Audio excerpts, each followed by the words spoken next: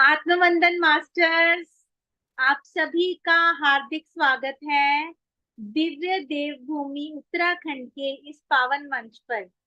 जिनका भी आज जन्मदिन है उनको जन्मदिन की बहुत बहुत हार्दिक दिल से शुभकामनाएं हैं हमारी। आप सदा अच्छी सेहत ईश्वर आपको दे और सदैव खुश रहें। जिंदगी में अपनी जो भी चाहते हैं वो करें और आगे बढ़ें। और जिनकी भी आज शादी की सालगिरह है मास्टर्स, उनके लिए भी हमारी दिल से कामना है कि आपकी जोड़ी ईश्वर सदा सलामत रखे और आपके प्यार का जो बॉन्डिंग है और ज्यादा मजबूत होती जाए और आपका रिश्ता और ज्यादा गहरा हो। बहुत बहुत शुभकामनाएं आपको सभी को। तो मास्टर्स, आज का जो टिप है हमारा प्रेशियस टिप है ना, वो भी आपके साथ मैं शेयर करूंगी। देखो, आजकल हम लोग किसी भी तीर्थ यात्रा पे जाते हैं, धार्मिक स्थान पे जब जाते हैं, मैंने आजकल जो ट्रेंड चल रहा है ना उसको देखते हुए आप लोगों को बता रही हूँ। जब भी हम किसी धार्मिक स्थान पे जाते हैं, स्पेशली जाते हैं मन में भाव रख के, है ना, तो उसके साथ हम दो चार प्रोग्राम और जोड़ लेते हैं कि वहां पे भी जाना है, वहां पे भी जाना है, उसके नियर बाय ये पड़ता है ना। फॉर एग्जाम्पल हम जा रहे हैं, शिरडी जा रहे हैं फॉर एग्जाम्पल, हम साईं बाबा के दर्शन करने के लिए, है ना। हम सोचते हैं कि यार मुंबई भी पास में है, वहां पे भी घूम आए, और गोवा भी उधर पड़ता है, वहां की भी टिकट्स बुक करा लो, चलो जाना तो है ही है उस रूट पे। लेकिन मास्टर्स, ये साईं बाबा का खुद का जो साईं चित्र में उन्होंने लिखा हुआ है ना, वो कहते हैं कि कभी भी जब आप धार्मिक स्थान पर जा रहे हो, तीर्थ यात्रा पर जा रहे हो ना, तो पर्टिकुलर वहीं पे जाओ। उसके साथ छुट्टी मनाने का प्रोग्राम ना बनाओ, वो आपकी तीर्थ यात्रा फलित नहीं होगी। ठीक है, जो पुण्य आप सोच के जा रहे हो, जो एक बॉन्डिंग आपने कनेक्ट होना है ईश्वर के साथ, वो बॉन्डिंग, वो पॉजिटिव वाइब्स आप वहां से लेकर नहीं आओगे। बिकॉज जब आप एक पर्टिकुलर उस गुरु के लिए, उस ईश्वर के लिए वहां पे जा रहे हो, तो केवल उसी को अपना गंतव्य स्थान समझ के वहीं पे आप जाइए। ईश्वर का रास्ते में भी हो सके तो भजन करते हुए, सिमरन करते हुए जाइए, ठीक है। और आप देखेंगे, आप जो मन में सोचेंगे ना, जो भाव आप लेके जाएंगे, आपका जरूर पूरा होगा। ये अजमाई हुई बात है। इसके रिगार्डिंग आज मैं ज्यादा लंबी आपको कहानी नहीं सुनाऊंगी, फिर कभी सुनाऊंगी, है ना। इसके रिलेटेड भी आप बहुत सी कथाएं हैं कि आप जिसको भी मानते हैं उसके स्थान पर जब भी अपने माथा टेकने जाना है, वहां जाएं, माथा टेकें और अपने घर आए। ठीक है, उसके साथ चार प्रोग्राम और बना के नहीं जाना कि वहां पे मेरा कोई रिश्तेदार रहता है तो मैं उससे भी मिलाऊं। ठीक है, सिर्फ उस स्थान पे जाएं, उस वहां की ब्लेसिंग्स लें और अपने घर वापस आए। तो ये आज की एक टिप है मास्टर्स आपके लिए। हो सके तो इसको फॉलो कीजिएगा अपने जीवन में, और आप जरूर इसका अच्छे पॉजिटिव देखना वाइब्स पाएंगे। इससे आपको बहुत फर्क पड़ेगा, बहुत आपको लगेगा कि वाकई में आप ब्लेसिंग्स लेके आए हो और आपके सभी कार्य भी पूरे होंगे। तो मास्टर्स, आज का हमारा सेशन शुरू करते हैं हम। आज हमारे साथ हैं डिवाइन मास्टर हमारी शिफालिका सीना जी, जो एक बहुत ही अद्भुत टॉपिक लेके आ रही हैं हमारे सामने। आपने भी सुन के थोड़ा हैरान हो जाएंगे। तो बड़ा ही एक डिफरेंट टॉपिक है, बने रहिएगा इसके साथ। तो आज का हमारा टॉपिक है, धरती का अपहरण किसने किया।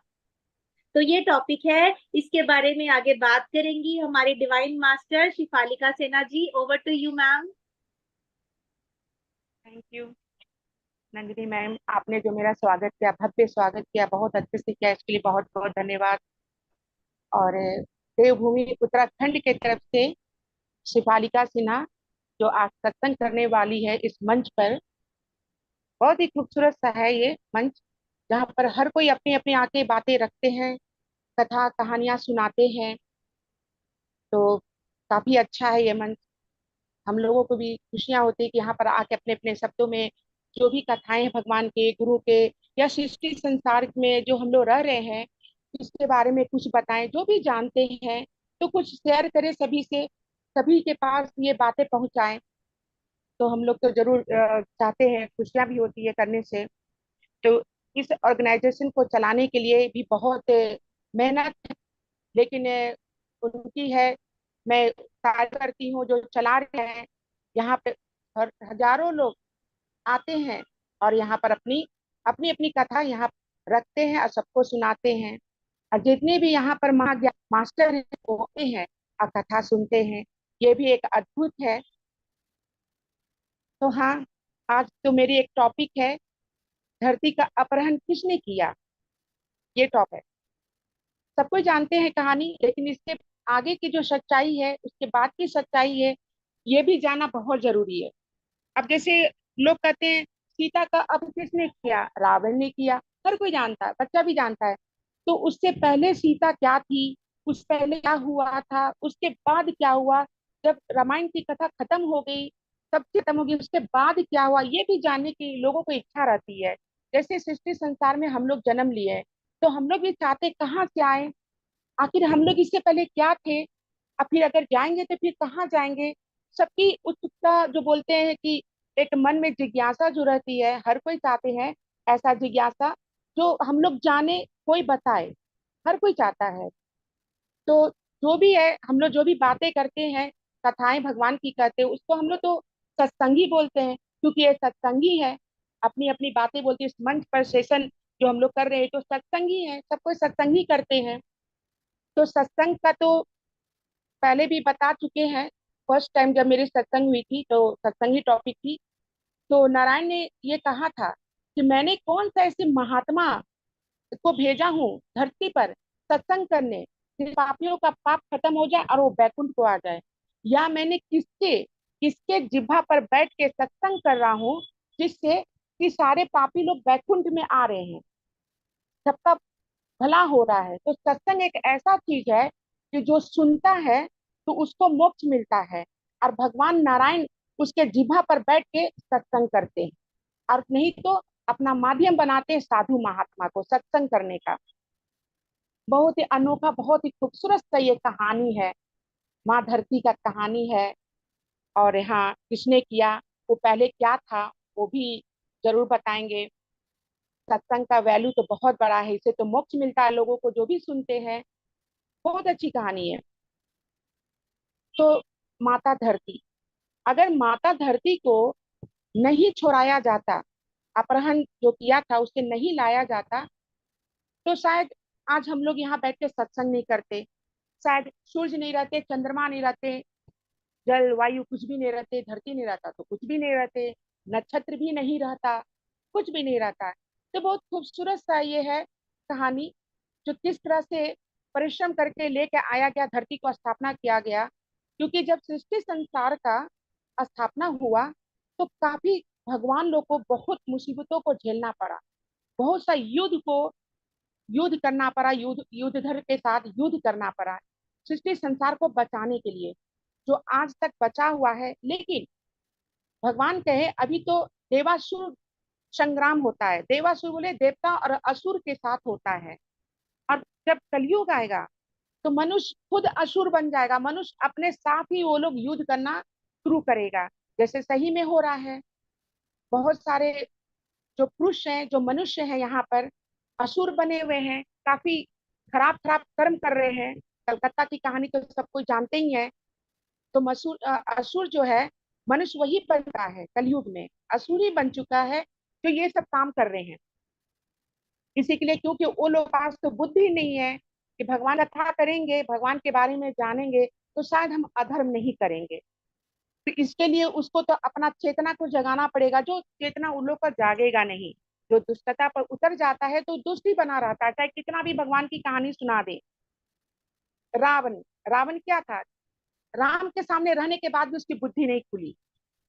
तो ये जब एक दुष्ट इंसान रहता है कि भगवान के सामने बैठा दे, भगवान उसको ज्ञान भी दे, तो भी उसकी बुद्धि नहीं खुलने वाली, वो अपना ही में रहेगा। तो धरती माता का ये कहानी है, मैं बताऊंगी। पहले विष्णु भगवान से शुरू करूंगी, नारायण से। नारायण के सबको जानते हैं, उनके दो दरवान थे, द्वारपाल, जय विजय। तो जय और विजय जो था पहले, वो क्या था, जय विजय तो बाद में बना, द्वारपाल बाद में बना, पैदा लेते भगवान बोल रही थी चलो तुम बड़े हो गए अब मेरा द्वारपाल बन जाओ। ऐसा नहीं है, हर चीज के पीछे कहानी होती है। जय विजय सबको जानते हैं कि हाँ उनके द्वारपाल थे, तो वो कौन थे पहले जो द्वारपाल बने। तो ये बहुत एक कहानी में ये मोड़ रहती है जो जानने की। ऊपर की कहानी सब जानते हैं, अंदर की कहानी जानो वो क्या है। तो जय विजय पहले बहुत दिन तपस्या किए, दोनों दोनों भाई तपस्या करते करते, फिर तपस्या जब खत्म हुआ तो उन लोग के मन में लोभ जो था, लोभ है वो खत्म नहीं हुआ था, धन की लोभ। तो वो लोग धन के खोज में निकले, धन के खोज में निकले, आगे बढ़ते गए तो एक दिन लक्ष्मी नारायण को देखे तो बोले क्या चाहिए तुम्हें। तो कहा कि प्रभु मुझे धन चाहिए। तो धन चाहिए कि हाँ धन चाहिए, चलो मैं तुम्हें लेके चलता हूँ धन के पास। लेके गया, लेके नारायण और लक्ष्मी दोनों गए, समुद्र के पास लेके गए और बोले जाओ समुद्र में, यहाँ जो भी चाहिए मिल जाएगा, धन जो भी तुम्हारी इच्छा मिलेगी। फिर दोनों ने काफी नीचे तक गया, काफी परिश्रम किया, परिश्रम करके काफी कष्ट किया, कष्ट करके बहुत खोजबीन करने के बाद उसे शंख, मोती, जो रहते पर, फिर कौड़ी, वो सब जो समुद्र की चीज है वो मिला। तो लाके ऐसे लेके आया और फिर लाके किनारे रख के ऐसे दोनों सो गया। इतना थक गया कि दोनों लेट गया। तो नारायण बोले क्या बात है कि प्रभु बहुत परिश्रम से, बहुत कष्ट करके मुझे ये सब चीज मिला है, शंख, कौड़ी, पर, मोती ऐसा मिला है, कहे कि तुम कष्ट करके लाए हो। जी प्रभु बहुत कष्ट किए तभी तो मिला। तो भगवान बोले बिना कष्ट किए कुछ नहीं मिलता है, बिना कष्ट किए, बिना भक्ति के मैं भी नहीं मिलता हूँ। तो तुम ये याद रखो, बैठे बैठे किसी का धन तुम हड़पना चाहोगे, लेना चाहोगे, वो नहीं हो सकेगा, तुमको मेहनत करना ही है। तो उसने क्या किया, सीधे भूख के चरण में दोनों भाई गिरे और बोला कि मुझे क्षमा कीजिए प्रभु, मुझसे बहुत बड़ी गलती हुई, मैंने इतना तपस्या किया, इतना भक्ति किया, फिर भी लोभ मैंने नहीं किया, इसलिए अब मैं लोभ नहीं रखना चाहता हूँ, मुझे आप क्षमा कीजिए। सच्चे हृदय से क्षमा मांगा। वो भगवान है, नारायण है, तो कौन हृदय से क्या मांगता है उनको तो पता चल जाता है। वो समझ गए कि अच्छा, कि इसका हृदय हो गया, इसके मन में लोभ नहीं है। तो नारायण बोले कि चलो, वो दोनों को लेके बैकुंठ चले गए, लक्ष्मी नारायण, और बोले कि आज से इस बैकुंठ का द्वारपाल तुम दोनों रहोगे, और तुम दोनों का नाम जय और विजय रहेगा। तो वो बहुत खुश हुआ कि मैं नारायण का द्वारपाल रहूंगा, बहुत खुश हुआ। तो उसके बाद एक दिन क्या हुआ, सनत कुमार आए, ब्रह्मदेव, चारों मानस पुत्र आए। तो वो बालक थे वो लोग। तो नारायण बोले उनको कि देखो जय विजय, तुम आने मत देना, अभी किसी के सैन्य कक्ष में आराम करने जा रहा हूँ। बोले ठीक है प्रभु, आपके आज्ञा पालन होगा। तब तक वो लोग ब्रह्म ऋषि आ गए। अब उन लोग को मना कर दिया, आप अंदर नहीं जा सकते हो। तो उन लोग को बहुत क्रोध आया कि मुझे अंदर क्यों नहीं जाने दे सकते हो, क्योंकि भगवान अभी आराम कर रहे हैं नारायण। लेकिन नारायण आराम का कोई समय नहीं होता, भगवान को भक्त जब भी बुलाएगा भगवान को आना है, वो आराम नहीं है उनका, उनको आना है। और मैं यहाँ मिलने आया हूँ, तो मुझे जाना है, मैं क्यों साधारण हूँ, मैं ब्रह्मा जी का मानस पुत्र हूँ, तो मुझे जाना है। तो भी विजय, जय विजय जाने नहीं दिया, बहुत ज्यादा बोले नहीं जाने दिया। क्यों, आखिर क्यों ऐसा ये जो हुआ, आखिर क्यों हुआ। जय विजय को श्राप जब मिला तो क्यों मिला, इसके पीछे कारण है। क्योंकि जय विजय सात दरवाजा, सात दरवाजा जो रहता है, सात द्वार, सातवां द्वार में रहते थे नारायण, और सातवां द्वार का वो था द्वारपाल। तो इन लोग को बहुत घमंड, तुम लोग तो पहले के हो द्वारपाल, कितना सात दरवाजा पहले के हो, हम सातवां दरवाजा जहाँ नारायण रहते हैं, मैं उसी दरवाजा का द्वारपाल हूँ। इस भगवान, इस कारण उसको घमंड था। तो देखे विष्णु भगवान, भगवान क्या कि घमंड कभी बर्दाश्त नहीं करते, जरा से भी घमंड होगा उसका घमंड जरूर चूर करते हैं, क्योंकि भगवान के पास घमंडी लोग नहीं रहता है। अगर मेरे हृदय में भी हम बहुत पूजा पाठ कर रहे हैं, जरा घमंड आ गया, ओ हम तो इतने बड़े पुजारी हैं, आ गया किसी भी संत महात्मा ऋषि किसी को भी, हम लोग के जैसे साधारण आदमी को भी अगर घमंड आता है, भगवान उसी में चूर कर देते हैं, उनके उसके हृदय से हट जाते हैं, उसकी शक्ति, उसकी ऊर्जा सब खत्म हो जाती है। इसलिए भगवान देखे ये दोनों को घमंड आ गया है, क्योंकि ये दोनों मेरा द्वारपाल है, मेरे सैन कक्ष का द्वारपाल है। तो अब बोले क्या करना चाहिए, ये उनका ही ये षड्यंत्र रचा हुआ था कि कैसे इन लोग का बुद्धि खोला जाए।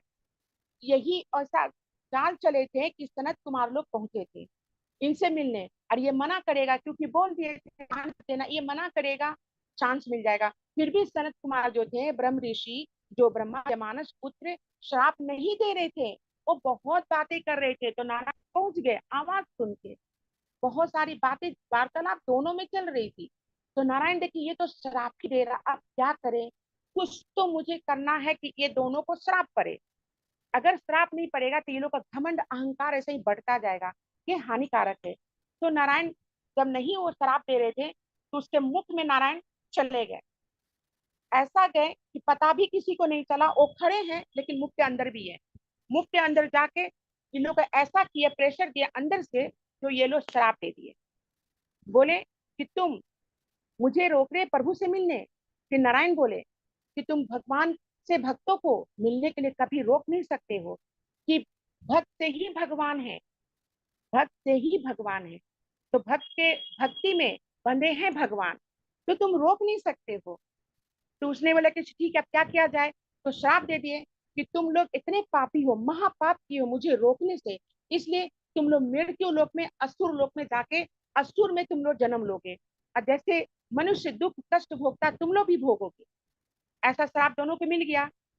तो वो लोग बहुत ही चिंतित हो गए, तो नारायण से प्रार्थना किए। तो नारायण ने उनको वजह बताया कि 3 बार तुम जन्म लोके लेकर मेरा शत्रु बनकर तभी तुम आओगे। तो पहला जन्म क्या हुआ, पहला जन्म हिरण्यकश्यप हिरण्याक्ष का हुआ। तो असुर थे, दुश्मन तो नारायण का बनना ही था।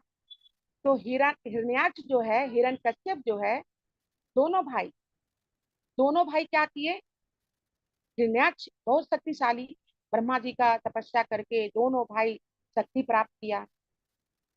हिरण्याक्ष क्या किया, इंद्र भगवान से युद्ध करके उनको परास्त करके इंद्रासन पर विराजमान हो गया, वहां का राजा बन गया। अब राजा बन गया वहां का, तो इसके मन में हो गया कि अरे ये तो राजा बन गया तो अब शक्तिशाली, देवताओं को भगा दिया, अब तो क्या होगा, अब क्या होगा, अब देखा जाएगा, अब आगे क्या होगा, सब बोलने लगा कहाँ जाएंगे देवता लोग। तो फिर हिरण्याक्ष का नजर धरती पर पड़ा, तो धरती पर भी आके आतंक फैलाया।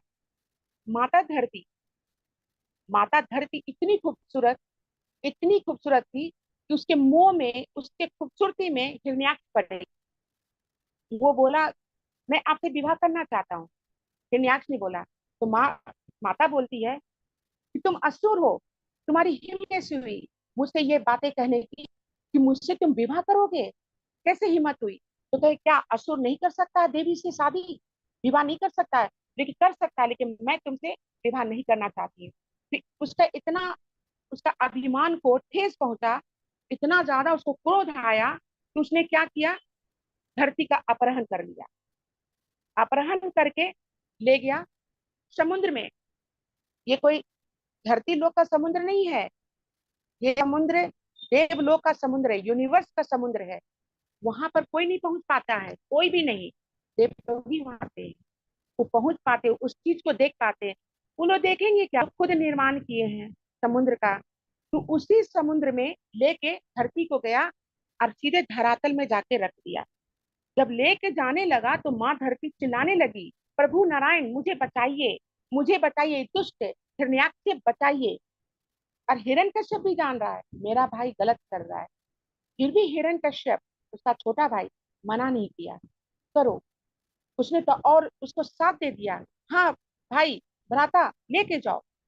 उसके बाद जब ये बहुत चिल्लाई, नारायण आवाज सुन लिए, नारायण देखिए ये क्या हो रहा है, ये तो अनर्थ हो रहा है। फिर उसने जाके वहां छिपा दिया। अब छिपा दिया तो नारायण ने उनसे बात किए, ऐसा नहीं कि सीधे जाके कुछ भी करता है कि युद्ध शुरू करना या श्राप दे देना या कुछ भी करना, नारायण ने ऐसा नहीं किया। नारायण क्या किए, हिरण्याक्ष को बुला के समझाए, हिरण्याक्ष पुत्र, जो तुम कर रहे हो वो गलत है, ये माता धरती है, और धरती का जो तुम अपहरण किए हो, धरती हट जाने से सब सृष्टि संसार खत्म हो जाएगा, सारा नक्षत्र खत्म हो जाएगा। तो फिर ये तुम कर रहे हो, गलत कर रहे हो। क्योंकि गलत कुछ भी नहीं है, नारायण एकदम क्रोध में बोला, बहुत ही एक कटा अपशब्द टाइप का बोला वो नारायण को, कुछ गलत नहीं है नारायण, मैं जो कर रहा हूँ सही कर रहा हूँ, मैं धरती से प्रेम करता हूँ, उनसे विवाह करना चाहता हूँ, इसलिए मैं करूंगा। अगर वो विवाह करेगी तो जहां पर है मैं वही स्थापित कर दूंगा। लेकिन माँ धरती तैयार नहीं थी। नारायण बोले जब माता धरती ही तैयार नहीं है, देवी धरती तैयार नहीं है, तो तुम विवाह उनसे कैसे करोगे? अब क्या हुआ? तो बोले विवाह नहीं होगा तो धरती नहीं आएगी अपने जगह पर। फिर नारायण देखे ये तो कुछ इसको समझ में नहीं आ रहा है, ये तो अहंकार से लिप्त है। तो फिर वो समुद्र में चला गया। अब वहां गया। अब फिर वरुण देव के पास जाके उसको ललकार रहा है। क्या बोल रहा है? ए वरुण देव, अगर तुम्हारे में इतनी शक्ति है, तुम इतना योद्धा हो, इतने बड़े योद्धा हो, आओ मुझसे युद्ध करो। बोला। तो वरुण देव बोले कि हे हिरण्याक्ष, हिरण्याक्ष, तुम में घमंड आ गया, अहंकार आ गया है। तुम इतना याद रखना, तुम्हारा अहंकार जरूर टूटेगा। कहे कि मेरा अहंकार कौन तोड़ेगा? कोई नहीं तोड़ सकता है, कोई मुझे मार नहीं सकता है। कहे कि हर एक का, अगर भगवान आशीर्वाद देते हैं, वरदान देते हैं, हर एक का तोड़ भी देते हैं। अगर तुम पाप करोगे, तुम्हारा पाप कैसे कटेगा, कैसे मिटेगा, उसका तोड़ होता है। उसके बाद कहे कि कुछ नहीं कर सकते हैं, जाओ जाओ तुम धरातल में देखो क्या हो रहा है, धरातल में देखो। तो वो हिरण्याक्ष गया दौड़े दौड़े, क्या हो रहा धरातल में, समुद्र की धरातल में क्या हो रहा है। तो देखता है एक वाराहा जानवर है, वाराहा उसका नाम है। वो धरती को अपने दोनों दांत के ऊपर ऐसे बैठा कर लेके आ रहा है, ऊपर की ओर आ रहा है। तो कहा कि ये जानवर, ये तो इतना साधारण सा जानवर, ये कैसे उठा सकता है? तो फिर वो देखे आंख बंद करके कौन है, पहचानना चाहे कौन है। तो देखे ये तो नारायण का रूप है। तो नारायण का रूप है, तो फिर नारायण से युद्ध करने लगा कि आप नहीं लेके जा सकते। नारायण से युद्ध करने से क्या तुम जीत जाओगे? नहीं, तुम नहीं जीतोगे। वो तो नारायण है। वो तो सृष्टि के, कहता है कि जब ब्रह्मा जी सृष्टि का रचना किए तो पालनहार वही है, वही तो पालन कर रहे हैं। हम लोग का पालन कौन कर रहा है? वही कर रहे हैं। तो पालन के लिए पैसे चाहिए, द्रव्य चाहिए, तो कौन देगा? माँ लक्ष्मी विवाह की, आज धन दौलत हम लोग को मिल रहा है उन्हीं के कारण। ये पालन कर रहे हैं, और धन दौलत द्रव्य माँ लक्ष्मी दे रही है। तो वो तो पालन कर रहे हैं श्री हरि, तो उनसे कौन जीत सकता है? फिर क्या हुआ? नारायण से युद्ध किया। नारायण ने हिरण्याक्ष को वही पटक के खत्म कर दिया। उसका वही मृत्यु हो गया। उसका पूरा धाराशायी उसका शरीर हो गया। फिर धरती को लेके ऊपर आए, जहां पर धरती का स्थापना था वहीं आके स्थापित कर, वहीं स्थापित किए। और धरती का स्थापित करने के बाद माँ धरती तपस्या में लीन हो गई। हरि वही रहे, धरती पर ही रहे, गए नहीं, लीन हो गई। काफी सालों के बाद माता तपस्या से बाहर आई। इतना खूबसूरत और हो गई, उसकी तपस्या से, ऊर्जा से फैल गया उसका शरीर, खूबसूरती फैल गया। जब उसने श्री हरि, जब उनका खूबसूरत चेहरा देखे तो मोहित हो गए, धरती पर मोहित हो गए, देवी धरती पर। तो देवी धरती भी श्री हरि पर मोहित हो गई। फिर दोनों का था कि अपना विचार, ऐसा नहीं कि जैसे हिरण्याक्ष के जैसा था कि हम चाहते हैं लेकिन धरती नहीं चाहती, ऐसा नहीं था। फिर क्या हुआ कि दोनों का विचार एक हुआ, दोनों ने विवाह कर लिया। श्री हरि धरती से विवाह किए। उसके बाद, विवाह के बाद उन दोनों को एक पुत्र पैदा हुआ। तो पुत्र था असुर, राक्षस पैदा लिया। उसका नाम था नरकासुर। असुर जो था, लक्ष्मी, वो तो हर एक रूप में श्री हरि, लक्ष्मी, महादेव, पार्वती सब रहते हैं। तो वही धरती का और नारायण का, दोनों का पुत्र हिरण नरकासुर लिया, और वो असुर था। अब उसके बाद क्या हुआ? लोहितांग, शिव पुराण में दिया जा रहा है, लोहितांग के बारे में आप लोग पढ़ भी रहे हैं। मंगल ग्रह, लोहितांग मंगल ग्रह वो कौन था? शिव का पुत्र था। जब ये शिव का पुत्र था वो जरूर, लेकिन माँ धरती उसको पाली थी, कुछ समय के लिए माँ धरती उसको पाली थी। तो लोहितांग जो था, माता धरती को माँ बुलाता था क्योंकि उसका परवरिश की थी वो। तो लोहितांग ने, जब उसको पता चला कि महादेव मेरे पिता हैं और गणेश और कार्तिक को अपने पास रखे हैं, मुझे नहीं रखे हैं, तो इस बात का उनको बहुत क्रोध था कि मेरे साथ ऐसा अन्याय क्यों। तो माँ धरती से बोले कि मुझे राज बताओ कि महादेव को कैसे बस में करना है। तो माँ धरती बोलती है कि पुत्र, ये मैं तुम्हें नहीं बता सकती हूँ। तो क्यों माते, आप क्यों नहीं बता सकते हैं? क्योंकि ये सही नहीं होगा, मैं ऐसा नहीं कर सकती हूँ। कि नहीं माँ, आपका पुत्र मुसीबत में, क्या आप अपने पुत्र को नहीं बताएंगे? बहुत आग्रह पर तब माता धरती बताती है इसको, लोहितांग को। लोही क्या है वो चीज, मंत्र जो है, महादेव को बस में करने का मंत्र जो है, वो मंत्र बताई, वो दिखा दी कि देखो क्या मंत्र है। मंत्र है, नादि धीनम जगत सर्वम, नादि धीनम जगत सर्वम। इस मंत्र से महादेव बस में होंगे। तो बोला कि ठीक है, वो बहुत खुश हो गया। नादि धीनम जगत सर्वम बोलने से उसको कैलाश दिख गया, फिर उसके बाद बैकुंठ भी दिख गया, और फिर ब्रह्मलोक भी दिख गया। कहे तो अब तो मैं प्राप्त कर सकता हूँ माता, बहुत बहुत आपको धन्यवाद, आप आशीर्वाद दीजिए। फिर इधर नरकासुर, नरकासुर जब बड़ा हुआ तो बहुत आतंक फैलाने लगा। नरकासुर बोला कि ये जितने भी गोकुल में गोपियां थी, कृष्ण के गोपियां जितने भी थी, उस सभी का अपहरण किया नरकासुर। सबका अपहरण करके अपने महल में कैद करके रखा। क्यों? कि हमको सबके साथ विवाह करना है। विवाह करने के लिए कितने के साथ भाग भी लिया। अब कितने गोपियां को, सारी गांव की लड़कियां जो गोकुल की वृंदावन की लड़कियां थी, सबको किडनैप करके अपने जगह, अपने महल में, वो जेल, महल में जो जेल था उसमें रखा। बहुत सारी गोपियां थी, सब रोती थी, चिल्लाती थी, लेकिन उस पर बिल्कुल प्रभाव नहीं पड़ा। एक एक करके सबको लेके आता था और विवाह करता था। तो काफी ये होने लगा, चारों तरफ हंगामा हो गया। ये इसका नरकासुर का आतंक फैल गया। गांव गांव परेशान हो गया, गांव गांव कौन उससे युद्ध करता हो, तो नरकासुर था। तो उसके बाद जब श्री हरि को पता चला, नारायण को, श्री हरि को, कि ये ऐसा कर रहा है, तो वो उसको लेके गए भीम को। भीम कौन है? भीम जो पांडव है, भीम उसी का, पांडु का बेटा। पांडव जो है पांचों भाई, तो भीम को लेके गया, साथ में अर्जुन को भी लेके गए। उसके बाद अर्जुन और भीम और श्री हरि नारायण, ये कृष्ण भगवान, ये लोग गए वहां पर। फिर उसके बाद उससे बातें किए, उसको समझाए नारायण, वो नहीं समझा। श्री हरि समझाए बहुत, ये तुम गलत कर रहे हो, सारी लड़कियां को तुम गांव से उठा के लाए हो, ये गलत कर रहे हो, लड़कियों के चरित्र पर लाछन होगा, ऐसा मत करो। देखिए वो तो नरकासुर था, वो कहाँ से मानता उनका बात।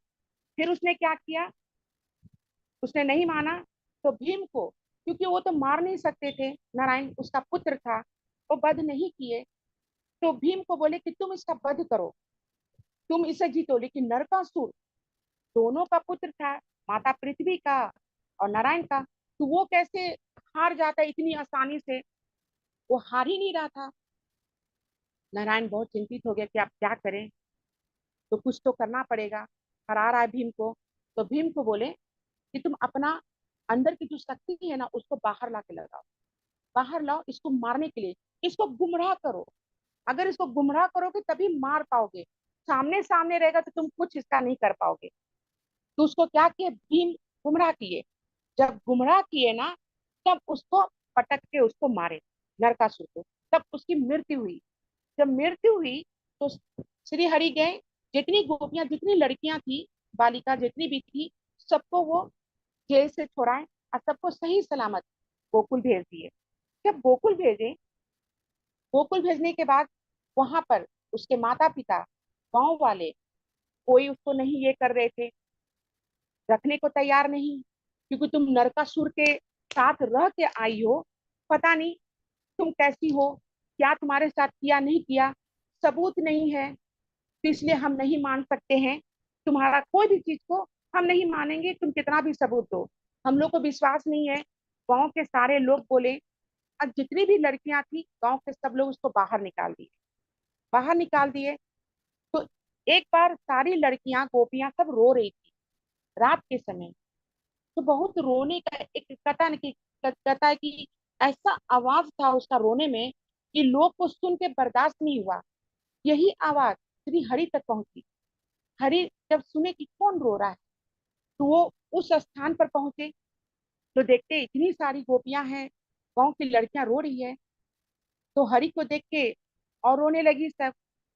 तो हरि पूछे, बोलो क्यों रो रही हो तुम लोग गोपियां, क्यों रो रही हो तुम लोग सब कोई। तो बताई कि प्रभु, मेरे परिवार वाले, गांव वाले सब मुझे निकाल दिए, सब मुझे निष्कासित कर दिए है गांव से।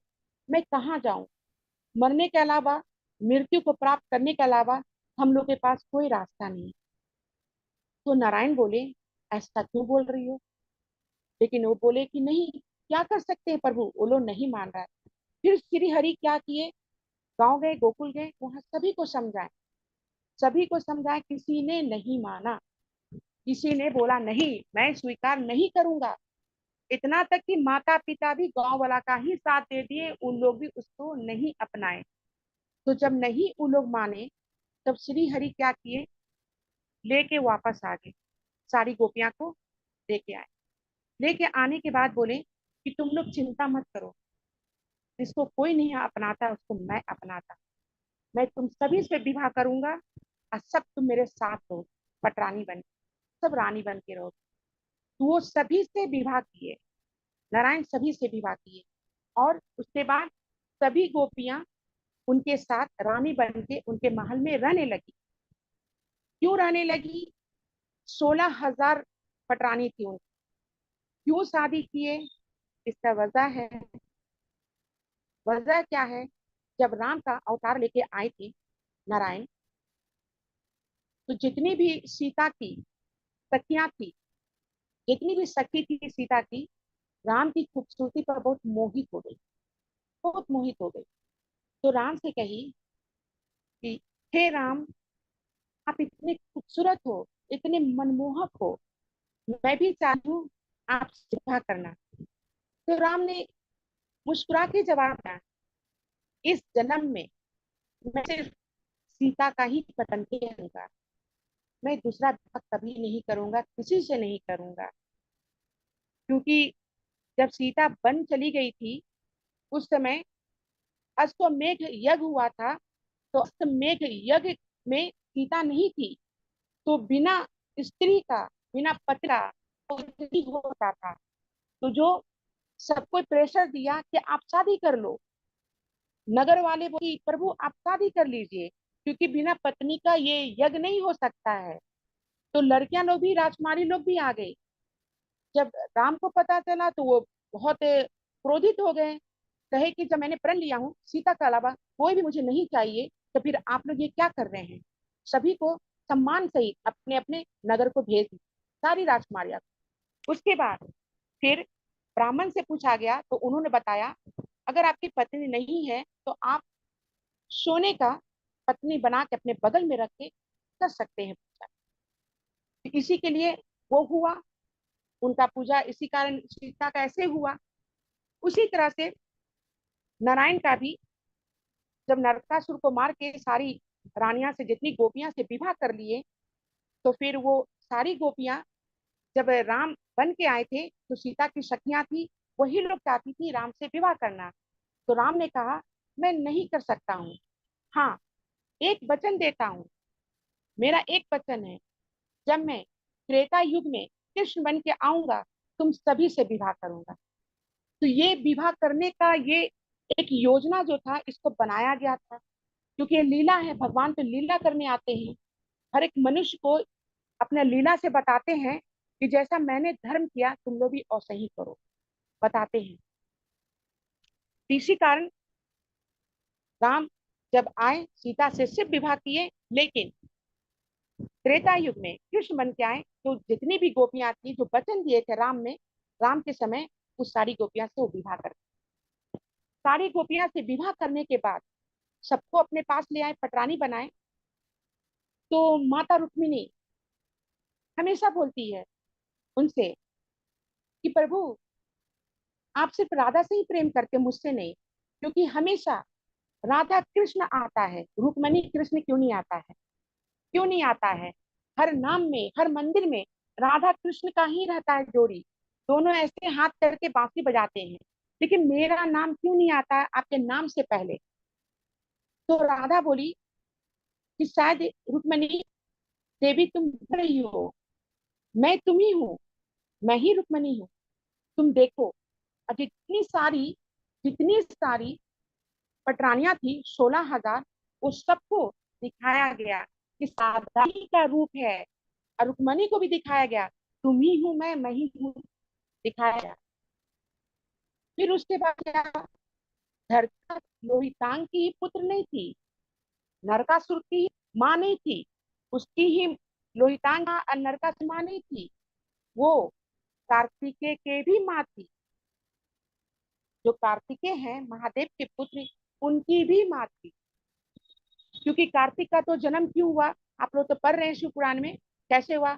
मारने के लिए तारकासुर को ऊर्जा से हुआ, क्योंकि वो तो जन्म नहीं दे सकती थी, श्राप मिल गया था, दे दी थी रति, कामदेव की पत्नी रति श्राप दी थी कि आप कभी अपने गर्भ से बच्चे पैदा नहीं करोगे, तो इसलिए वो नहीं कर सकती थी।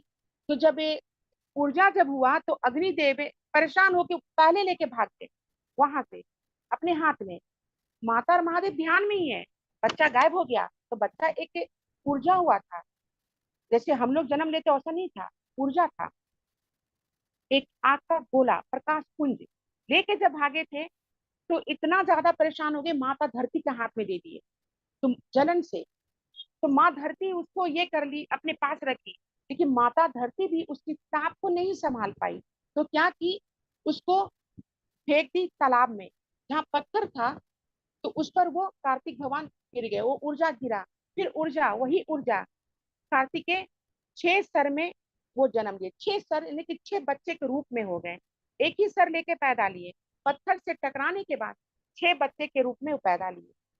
फिर उसको उधर से ही कृतिका लोक की कृतिकाएं देवियां क्रॉस कर रही थी, तो बच्चे की आहट सुनी की, रोने की, तू आई तो देखी कि 6 बच्चे पत्ते के ऊपर बैठे हुए हैं। तू 6 बच्चे को क्या की, प्यार से गोदी में उठा के अपने कृतिका लोक लेके चली गई, वही परवरिश की। माँ धरती बोली कि मैं इस ऊर्जा को नहीं संभाल पाई, तो तुम संभालो। श्री नारायण भी बोले कि आप नहीं संभाल पाइएगा धरती देवी।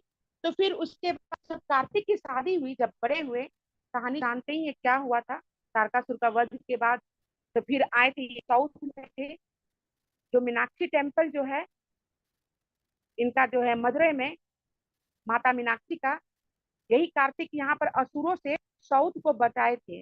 और उसके बाद मदुरई में जो मीनाक्षी माता है, उन्हीं के घर में, उसी के महल में रहे थे। और फिर वही मीनाक्षी माता विवाह करना शिव से चाही थी कि मैं आपसे विवाह करना चाहती हूँ, वही यही रहे थे, फिर यहाँ से गए थे। फिर उनकी विवाह हुई कार्तिक की, तो उन माता, जो माता उनकी परवरिश की, सबको बुलाए, माता धरती को लेकर आए शादी में, बोले कि आप लोग रुक जाओ, जो माँ मेरी है वो आएगी तभी विवाह होगा। माँ धरती आई, कृतिका लोक की 6 माता आई, फिर माता दीति वो भी आई, असुर माता वो भी आई, वो भी परवरिश की, क्योंकि वो भी अपने हाथ में ऊर्जा ली, वो भी परवरिश की, सब आई। तो कार्तिकेय का शादी विवाह हुआ। तो धरती माँ को जब नारायण लेके आए, धरती पर स्थापित किए, तो धरती माँ से बोले, ये तुम्हारा लोक है, ये लोक में यहाँ पर हर एक तरह के लोग रहते हैं, हर एक तरह का।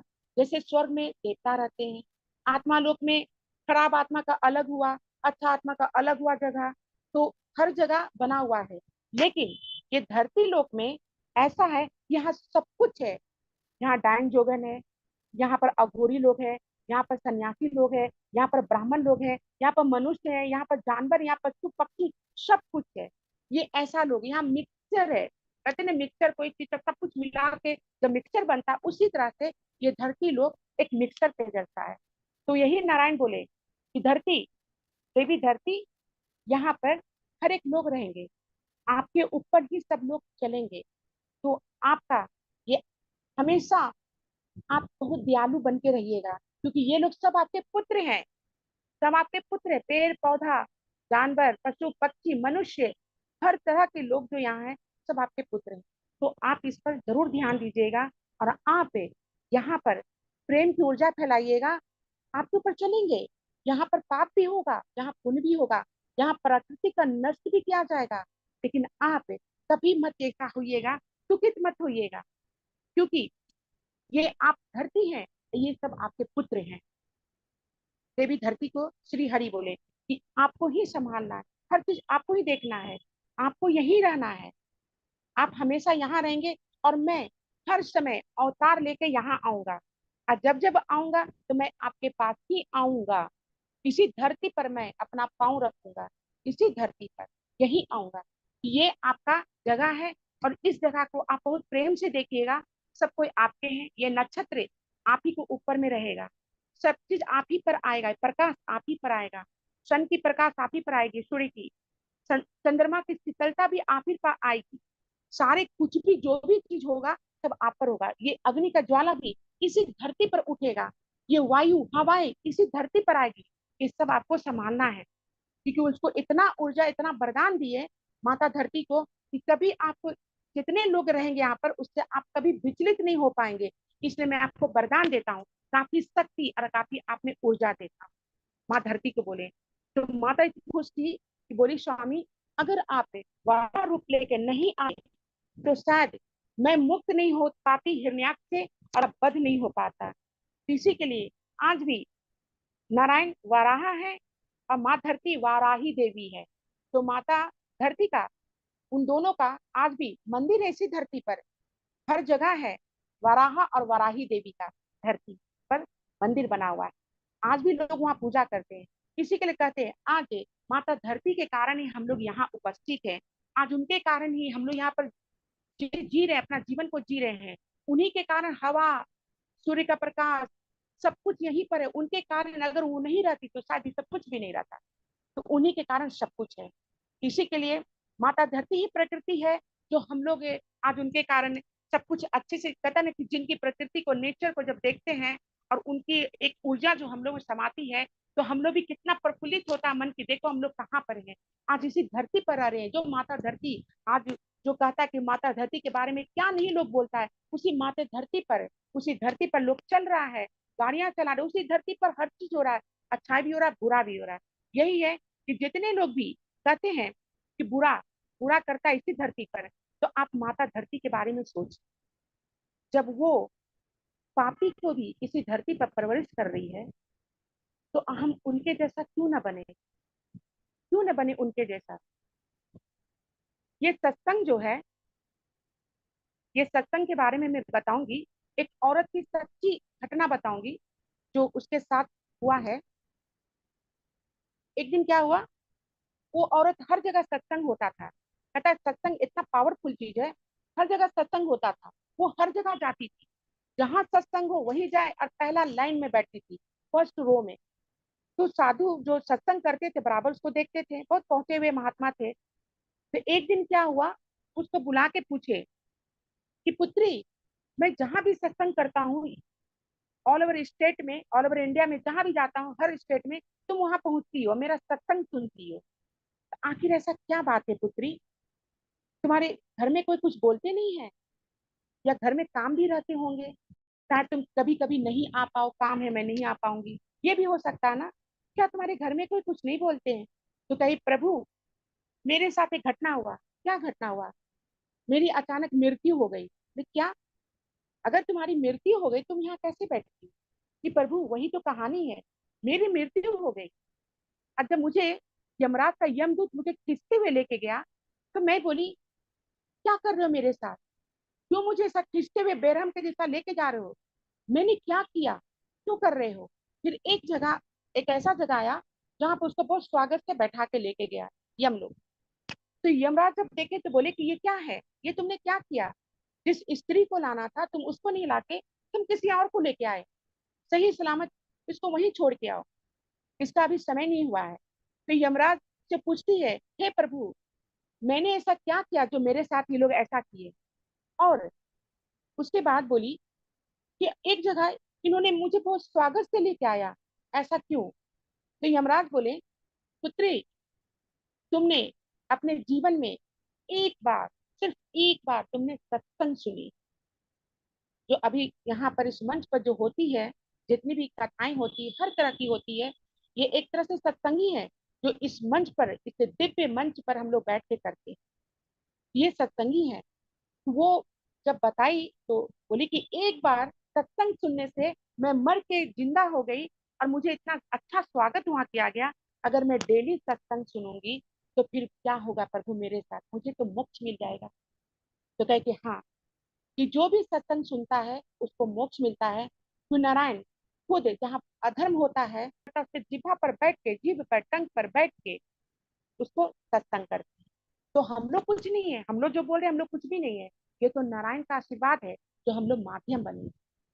ये जो धरती का अपहरण है, इसकी कथा मैं यहीं पर बहुत प्रेम से समाप्त करती हूँ। और मैं उम्मीद करती हूँ आप लोग को जरूर पसंद आया, क्योंकि ये कथाएं सब जानते हैं, बहुत अच्छी कथाएं हैं, हर कोई जानते होंगे। और नहीं भी कोई जानते हैं तो मैं माध्यम जरूर हूँ जो मैं यहाँ तक पहुंचाई हूँ। आप सभी महाज्ञानी हैं, क्योंकि एक बार महादेव महात्मा को भेजे धरती पर, तो महात्मा सत्संग कर रहा था। तो कुछ वहां पर मनुष्य जो थे, आदमी लोग, महात्मा से बोला कि कितना अच्छा आपका सत्संग था, बहुत अच्छा लगा। तो महात्मा एक ही शब्द बोले, मैं तो सत्संग कर रहा था, मैं तो सत्संग करता हूँ, अगर सुनने वाला ही ना रहे तो मैं मेरा सत्संग करने से फायदा क्या, सुनने वाला ही नहीं रहे। तो इसलिए आप लोग महाज्ञानी हैं, जो आप लोग भगवान की कथाएं सुनते हैं। आप लोग भी जरिया बने हुए हैं, इसका सीढ़ी बने हुए, भगवान के कांटेक्ट में रहने के लिए, भगवान के करीब रहने के लिए सीढ़ी बने हुए हैं। एक लड़की ऐसे ही थी, मंदिर गई पूजा करने, तो लंबी लाइन रहती है, बड़े बड़े मंदिर में लंबी लंबी लाइन रहती है। तो एक आदमी बोला पीछे से, कितनी लंबी लाइन है, मैं तो पैसा दे के आगे पहुंच के जाके भगवान का दर्शन करूंगा। तो लड़की बोली कि आप तो पैसा दे के तुरंत भगवान का दर्शन करके तुरंत वहां से निकल जाएंगे, लेकिन जो लाइन में लगा रहता है, कुछ जितना देर लाइन में लगा रहता है उतना ही देर भगवान का उसका दर्शन रहता है, कॉन्टैक्ट रहता है। और उस समय हमेशा अगर महादेव कर रहे हैं दर्शन, हर हर महादेव, ओम नमः शिवाय, ओम नमः शिवाय, हम लोग बोलते रहते हैं, तो भगवान से जितना देर लाइन में रहते हैं उतना देर वहां से हमारा कनेक्शन बना रहता है। इस तरह से आप यहाँ बैठ के, जहाँ भी सत्संग होती है तब बैठ के सुनते हैं, तो क्योंकि आपका सारा माइंड सब यही रहता है कि भगवान की कथा क्या चल रही वो सुने, जिससे क्या होता है आप उतनी देर भगवान से जुड़े रहते हैं।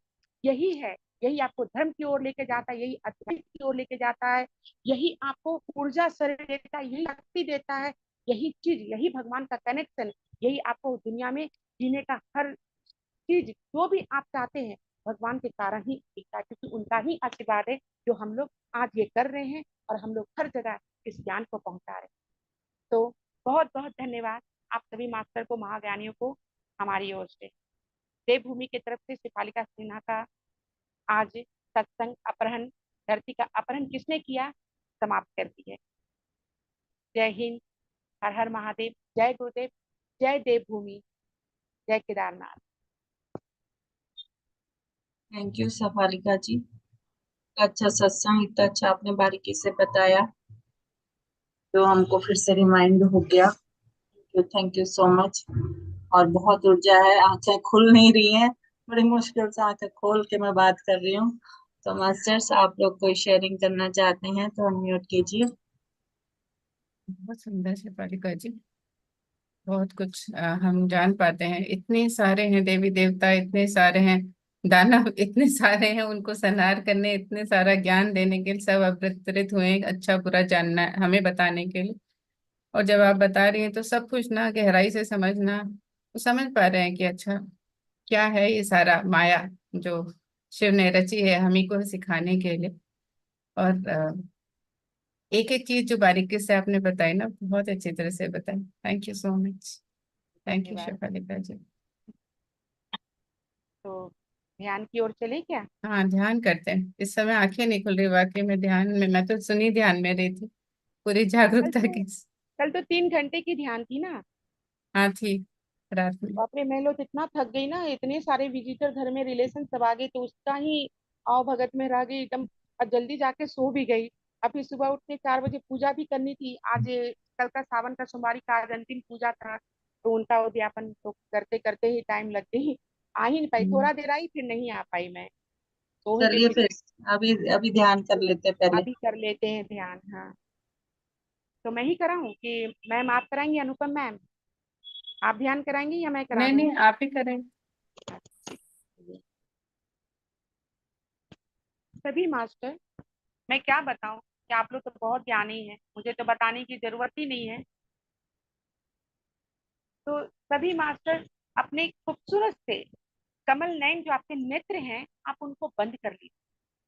दोनों हाथों को फिंगर लॉक कीजिए, प्यार से अपने गोदी में रखिए और अपने भगवान को याद कीजिए, जो आपके आराध्य हैं, जो आपके गुरु हैं, जिसके कारण आप धरती पर आई हैं, जो आपके माता पिता, जो आपको ज्ञान दिए, शिक्षा दिए, और आज आप जो भी हैं उन्हीं के कारण।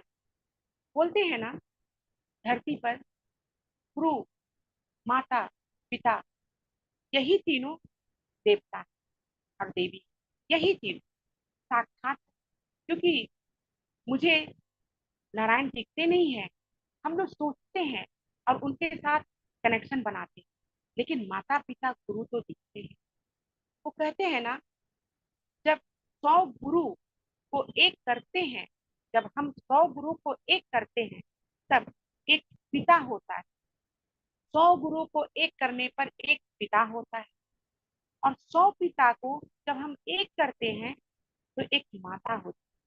तो माता का जो स्थान है ना, पदवी बहुत बड़ा है, बहुत बड़ा है। माँ का हर जगह वर्ण आपको हर ग्रंथों में मिलेगा, हर एक सत्संग मिलेगा, हर एक मनुष्य से वार्तालाप जब भी करेंगे, माता का स्थान जरूर मिलेगा। तो पिता माता नहीं होता है, माता पिता। तो माता पहले आती है, इसी के लिए माता को बहुत ऊंचा स्थान दिया जाता है। वही माता, पिता तो चले जाते हैं काम पर, माता वही जो है हम लोग को ज्ञान बुद्धि देती है, पढ़ाती है, शिक्षा देती है, नॉलेज देती है। क्योंकि सबसे पहले बच्चों का, बालक बालिका जो जन्म लेते हैं, जब उसकी थोड़ी सी बुद्धि खुलती है, तो सबसे पहले उसके गुरु कौन होते हैं? सबसे पहले गुरु उनके माता पिता ही होते हैं। वही सिखाते हैं प्रणाम करते हैं, वही सिखाते हैं कोई कुछ करता है तो तुम उसको धन्यवाद, उनको प्रणाम करो, उनको सम्मान दो, उनके साथ अच्छा से व्यवहार करो। तो ये माता पहली जो माता रहती है, जो गुरु माता, पहली मेरी माता ही रहती है, गुरु। उसके बाद हम लोग शिक्षा लेने स्कूल में जाते हैं। अब फिर हम लोग आध्यात्मिक की ओर जाने के लिए अपने गुरु से फिर दीक्षा लेते हैं, जो गुरु दीक्षा होता है। तो फिर वो मेरे जन्मों जन्मांतर के लिए वो मेरे जीवन जाते हैं। जैसे आराध्य महादेव है, गुरु, वो हमारे गुरु, परम गुरु। तो सांसें, सांस तो बहुत इम्पोर्टेंट, बहुत महत्वपूर्ण है हमारे जीवन के। बिना सांस का तो नहीं सकते। सांस को जब हम लोग लेते हैं, बोला जाता है थोड़ी थोड़ी थोड़ी थोड़ी। जब आप सांसें लेते हैं तो आप कितने साल जीवित रहते हैं, कितने साल। जब आप लंबी लंबी सांसें लेंगे और धीरे धीरे छोड़ेंगे, तो आप सोचिए आप कितने साल और जीवित रहेंगे। क्योंकि सांस जो है, यही तो हमारा जीवन है। हम हमेशा बोलते हैं कभी कभी पानी के बिना रह सकते, भोजन के बिना भी रह सकते, वायु के बिना नहीं रह सकते। वायु नहीं तो सांसें नहीं तो जीवन। ये बहुत महत्वपूर्ण है हमारे जीवन में। और सांसें जो है, ये हमारे शरीर के एक एक, जो बोलते हैं ना, छिद्रों में जाती भरती है। वो सांस से जब हम लोग लेते हैं, हमारे शरीर के एक एक जगह में जाके प्रवेश करती है और ऊर्जाओं को भरती है। और धीरे धीरे हमारे पास, हमारे मस्तिष्क में भी आती हुई सांस, पूरा शरीर में वही सांस चलती है, वही सांस। क्योंकि वायुदेव वही तो है पवन शुद्ध, वही तो है पवन। पवन के बिना कहाँ से हवा आएगी और कहाँ से हम जिंदगी जी पाए? तो हमारे लिए सांस बहुत इंपॉर्टेंट। और जब हम ध्यान में बैठते हैं, तो ध्यान में सांसें बंद होती नहीं है। आप देखिए, आपकी भोजन बंद हो जाती है, आपके जल बंद हो जाती है, आपके जो भी रिश्तेदार हैं वो सब छूट जाते हैं। आप प्रकृति में है या नहीं है वो भी खत्म हो जाती है, कुछ पता नहीं चलती है, क्योंकि आपको पता ही नहीं रहती है कि आप कहाँ हो। लेकिन एक ही एक आपका सहारा है, वो है आपकी सांस, जो आपको लेके धीरे धीरे आप आपके जीवन की यात्रा में आपके साथ। यही सांसें जैसे आप जन्म देते हैं, यही सांसें उसी समय से आपकी सांसें चलना शुरू हो जाती है। और जब तक आपकी जिंदगी रहती है, कि आपकी ऐसी साथी है, ऐसी सखा, ऐसी मित्र है, ऐसी सखा है आपकी, जो आपके जीवन भर आपके साथ। परिवार छूट जाते हैं, सब कुछ छूट जाता है, लेकिन साथी नहीं छूटती, वो हमारे साथ रहती है। सांसें एक इतनी वफादार है जो मनुष्य का साथ कभी नहीं छोड़ती, चाहे कुछ भी करे, पाप भी करता है, पापी को भी सांसें देती, अपना साथ देती। पापी भी, पवन देव कभी भी पापी को भी उस दृष्टि से नहीं देखते हैं, ये पापी है तो मैं हवा देना बंद कर दूं और इसमें सांसों की गतियां चलना बंद हो जाए, नहीं करते। क्योंकि सांस सांस के अलावा जीवन में कुछ है ही नहीं। सांस है तो हम जीवित, सांस है तो खाने भी, भोजन भी करते हैं तो सांसें ले लेके भोजन करते हैं। जल पीते हैं, जितने देर जल पीते हैं, फिर तुरंत जल पी के फिर सांस लेना आरंभ करते हैं। क्योंकि जल थोड़ा थोड़ा पिएंगे, थोड़ा थोड़ा सांस, क्योंकि अगर जल पीते रहेंगे तो सांस नहीं ले पाते, ये आप सब जानते हैं। या बीच बीच में रुक रुक के हम लोग सांस लेंगे तो हमारी सांस चलते रहेगी, थोड़ा थोड़ा सांस। इतना जीवन हम लोग को जीवन देता है, इतना जीवन हम लोग का करीब कितने कितने साल लोग जीवित होते हैं, कोई कोई तो 100 100 साल जीवित है। किसके कारण? सांस के कारण। यही सांस तपस्या में भी आपका साथ देती, यही सांसें तपस्या को प्रबल बनाती है। सब चीज छूट जाता है लेकिन सांसें नहीं छूटती है, और यही सांसें तपस्या को प्रबल बना के और भगवान से हमारा संबंध था। ध्यान, ध्यान ही तो है। क्या हम ध्यान में सांसें लेना बंद करते हैं? नहीं ना। क्या ध्यान में जल पी रहे? नहीं ना। क्या ध्यान में भोजन करें? नहीं ना। क्या ध्यान में किसी से बातें करें? नहीं ना। क्योंकि ध्यान में हम किसी स्थूल स्थूल शरीर वाले से हम बात नहीं। ध्यान में तो हमारा संबंध भगवान से। वो क्या बोलते हैं वो मैं हम लोग सुनते हैं। भगवान क्या बोलते हैं ध्यान में हम लोग उनकी सुनते हैं। और जब हम लोग प्रार्थना करते हैं, प्रेयर करते हैं, भजन गाते हैं, तब भगवान हमारी सुनते हैं। तो हम लोग का हमेशा ध्यान में रहो तो भी भगवान से कांटेक्ट में रहो, संबंध में रहो। प्रार्थना करो फिर भी भगवान से संबंध में रहो।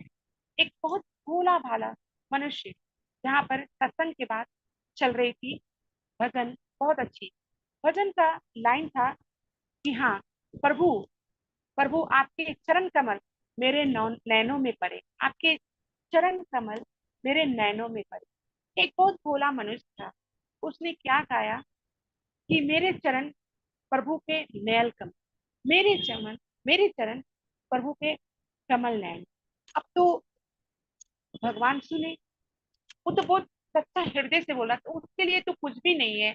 मरा मरा बोलते बोलते ऋषि वाल्मीकि राम राम बोलने लगे और राम बोल, तो उसके शब्दों से मुस्कुराए नारायण। बोले कि उसके सामने आए, समक्ष आके बोले, पुत्र लो, आ गया, मेरा नयन आ गया, मेरे कमल नयन आ गया, तुम अपने चरण को मेरे कमल नयन में डालो। तो वो हड़बड़ा गया, देखा कि ये क्या हुआ। तब उसको बोध हुआ मैं तो गलत भजन कर रहा था। तो तुरंत प्रभु से क्षमा मांग, हे प्रभु क्षमा के, मैं तो गलत। तो बोले कि नहीं पुत्र, तुम्हारा भजन गलत गलत जरूर, लेकिन तुम्हें श्रद्धा और भक्ति थी, जिसके कारण ही तुम्हारी ये भजन इतना प्यार भरा था। तो कहते हैं ना कि भजन भी आप जैसा भी गाते हैं, किस हृदय से गाते हैं, ये भगवान को जानना, भगवान जानते हैं। उस भगवान को कोई मतलब नहीं है कि आप किस तरह से मेरी भक्ति करते हैं, कैसा ध्यान करते हैं। हाँ, वो तो आपका शुद्ध हृदय देखते हैं और आपका भावना देखते हैं कि मेरे प्रति कैसा। तो ध्यान ध्यान ध्यान तो बोलते हैं ना, एक साधारण सा मनुष्य को भी ध्यान करने से ऋषि बना दिया। राजा विश्वामित्र को भी यही ध्यान, यही तपस्या उसको ब्रह्म ऋषि बना दिया। ऋषि विश्वामित्र बना दिया। विश्वामित्र का मतलब क्या होता है? जब ब्रह्मदेव उसका नाम रखे विश्वामित्र, तो उसका नाम का मतलब क्या होता है? हाँ, विश्वामित्र, विश्व के मित्र। विश्व मैंने संसार हुआ, मित्र मैंने सखा हुआ। तो संसार के सखा हैं वो, विश्व के दोस्त हैं, ये संसार के दोस्त हैं, मित्र हैं। इतना उनका, जिसके साथ भी उनका बात होता है वो उसके मित्र बन जाते हैं। इसलिए इतना प्रेम, एक अद्भुत उनमें ज्ञान ध्यान से प्राप्त किए, उसके बाद ही उनका नाम विश्वामित्र पड़ा। इसीलिए हम लोग को भी उसी तरह से, हम तो साधारण मनुष्य, लेकिन हम लोग को ये नहीं सोचना है सिर्फ साधारण। जब विश्वामित्र, राजा कौशिक विश्वामित्र बन सकते हैं ध्यान से, तपस्या से, तो हम लोग क्या नहीं बन सकते? अपने मन में रखना है कि हमको भी भगवान सहायता कीजिए कि हम आपके करीब पहुंचे इसी ध्यान। ध्यानी बने, ज्ञानी बने, ज्ञानी बने। आप लोग का ध्यान इतना ऊर्जा से भरा हुआ है कि आप लोग को देख ही पता चलती है कि हाँ, आप लोग का ध्यान कितना प्रबल है। ऊर्जाएं फैलती है। कभी आप लोग महसूस कीजिए, आप लोग की शक्तियां, जो चीज आप लोग नहीं कर पाते हैं, यही ध्यान आपको इतनी ऊर्जा, इतनी शक्ति देती है कि जो चीज नहीं कर पाते हैं, अपाहिज भी, अपाहिज भी व्हील चेयर से उठ के खड़ा हो जाता है जब वो ध्यान। कितना खूबसूरत मैंने एग्जाम्पल आपको बताई ना। जब राजा कौशिक ध्यान करके, तपस्या करके ब्रह्म बन सकते, तो हम लोग क्यों नहीं भगवान को पा सकते? जरूर पा सकते, क्योंकि ध्यान, ध्यान ऐसा है कि हम अपनी सांसों से भगवान के हृदय से कनेक्शन करते हैं, उनके साथ हमारा संबंध होता है सांसों से। ये सांस जो है इतनी खूबसूरत है ना, सांस, स्नेह, स्नेह, स्नेह, ये सांसें है ना, हमारे शरीर में स्नेह, स्नेह, स्नेह चलती है।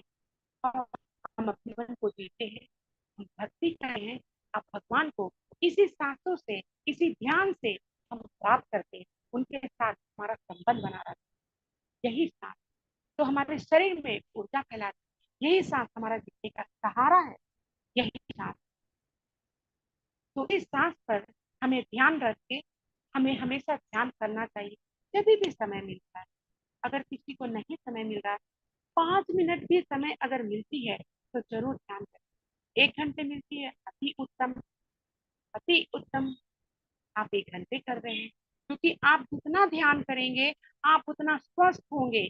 और हमेशा मैं स्वस्थ हूँ, मैं निरोग हूँ, मैं दीर्घायु हूँ, मैं स्वस्थ हूँ, मुझे कोई भी रोग नहीं है, कोई भी बीमारी नहीं है, मैं बिल्कुल निरोग हूँ, बिल्कुल स्वस्थ हूँ, और मैं दीर्घ आयु हूँ, मेरा बहुत लंबा जीवन। बस यही सोचना है, यही सोचते हुए जीवन में चलना है। और जो जीवन भगवान दिए हैं अच्छा कर्म करने के लिए, इसी कर्म को करते हुए, हमें ध्यान करते हुए, ऊर्जा फैलाते हुए, हर एक को इसी ध्यान का ज्ञान देना है और हर एक को ज्ञानी बनाना है। बोलते हैं ना, प्रभु मेरे जीवन का उद्धार कर दो, भंवर में है नैया इसे पार कर दो। तो भगवान भी है, यही है जो हम लोग को इस भाव से पार लगाते हैं और हमारा नैया को अपने पास लेके आते हैं। तो ध्यान, ध्यान बहुत जरूरी है हर एक इंसान के। बहुत प्यारा ध्यान, बहुत प्यारा, काफी ऊर्जा से फैला हुआ, क्योंकि ध्यान आप जहाँ बैठ के करते हैं ना, वहां पर ऊर्जा फैलने लगती है। उस जगह का दूर दूर तक, उस जगह में नकारात्मक शक्ति, नकारात्मक शक्ति खत्म हो जाती है और सकारात्मक ऊर्जा आती है। और आपका, आप ध्यान, अगर एक आदमी भी परिवार में ध्यान करता है ना, तो उसके शरीर से जो ऊर्जा है पूरे परिवार में फैलता है और उस ऊर्जा में उसका परिवार सुरक्षित रहता है।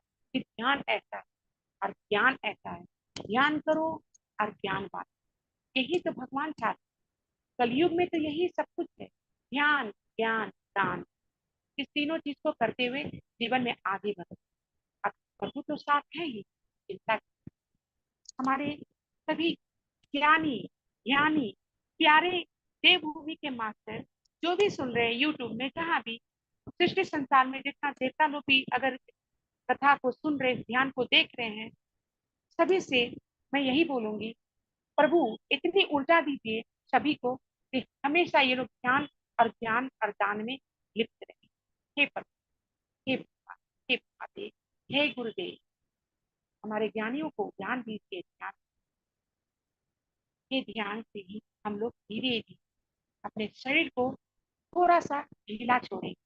उसके बाद चेतना अवस्था में आएंगे। स्थूल शरीर तो हम लोग को फील होता है, स्थूल शरीर में ही नहीं, क्योंकि ध्यान करेंगे आपको पता नहीं चलेगा कि आप कहाँ हैं, किधर चले गए हैं, आप उठ रहे हैं या बैठ रहे हैं या आपका शरीर घूम रहा है। तो ध्यान ऐसा है, आपको एकदम ऐसा करेगा, ध्यान इतना ऊर्जा लाएगा कि आप खुद संभाल ही नहीं पाएंगे अपने आप को, मैं कहाँ हूँ। तो ध्यान को धीरे धीरे अपने ध्यान को अपने पास हम लोग लेके आएंगे, अपने शरीर, स्थूल शरीर में, और चेतना अवस्था में आते हुए कहते हैं ना, ये जो पैर के जो शोल है मेरे तलवे, कितने केजी, 200-200 केजी, 300 केजी के जो मनुष्य रहते हैं, जहां तक मैंने देखी हूँ, तो नेट पर यही एक तलवा इतना भारी शरीर को उठाता है। तो सोचिए एक तलवा में कितनी शक्ति है। एक छोटा सा जो हमारा पैर है, सोल है, इसी से हम लोग कहाँ कहाँ नहीं चले जाते, तीर्थ कर लेते इसी से। इसको धन्यवाद कीजिए कि ये आपके साथ है, ये मजबूत है, ये स्ट्रांग है। जब हम सांस लेते हैं इसमें भी ऊर्जा भरती है। कैसे भरती है? ऊर्जा भरती है तभी तो हम उठ के, सत्संग खत्म होगी, सब कुछ खत्म होगी, फिर उठ के इसी पाँव से हम लोग चल के जाए। इसको जरूर धन्यवाद कीजिए। किसी को कीजिए नहीं कीजिए, लेकिन अपने सोल को, अपने सुक्ति को, अपने पैर को जरूर धन्यवाद कीजिए, तो आपका ये भार उठाए। बहुत बहुत ये भार जो कहता है खूबसूरती के साथ उठाता है, हमेशा साथ है। तो हर कोई चेतना में आने के बाद धीरे धीरे अपने हाथों के प्यार से, आपकी खूबसूरत से जो आपके जो है ना, ये पाम जो तलकती है, इसको प्यार से रगड़िए, क्योंकि इसी में तो ऊर्जा है, ऊर्जा है। और उसके बाद आप नेत्रों में लगाइए, आपके जो कमल के समान नेत्र हैं, गुलाब की पंखुड़ियों के जैसे आपकी आंखें हैं, तो ये आप अपने नेत्र में लगाइए। लगाने के बाद और वो प्यार से अपने गुरुदेव को, अपने माता पिता को, अपने महादेव, अपने भगवान को, जो आपके आराध्य हैं, जो भी है, आप उनको याद करते हुए और नेत्र को प्यार से खोलिए और अपने आप को धन्यवाद बोलिए, क्योंकि आपने ध्यान किया, क्योंकि आप ज्ञानी हैं, आप ज्ञानी। धन्यवाद। सारे देवभूमि के ज्ञानी मास्टरों को देवभूमि की तरफ से बहुत बहुत धन्यवाद। शिवालिका के साथ